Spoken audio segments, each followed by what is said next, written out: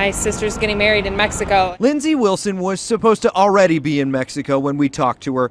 Instead, she's walking through DIA, heading to a ticket counter after the worst travel experience she's ever had.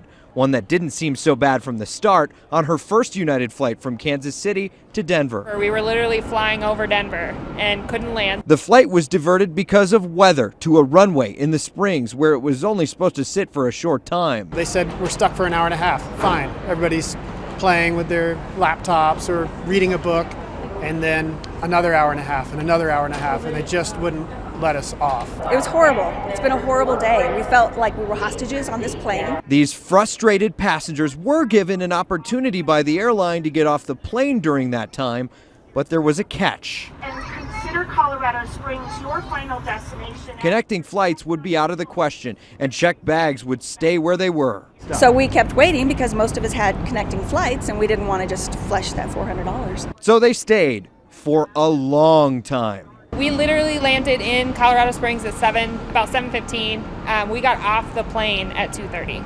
The 7 hours on board filled with frustration, but also a little levity.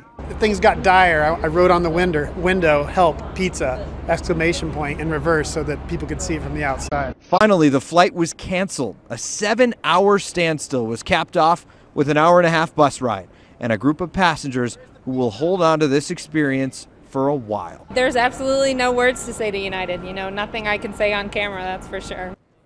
Now, this was actually a Republic Airlines flight that was operated by United Express. Republic Airlines issued a statement apologizing to those passengers, and they said that United was reaching out to a lot of people about compensation, though we talked to some passengers who said they really hadn't heard anything yet. We did hear, by the way, from Lindsay, who says that she was able to get on a flight and believes that she'll be able to make it to Mexico in time for her sister's wedding. Christine. Well, that's the good news in here. When you think 7 hours stuck on a plane, you're thinking, how can they not get off the flight? But if they couldn't take their baggage with them, then they really had no place to go but stay.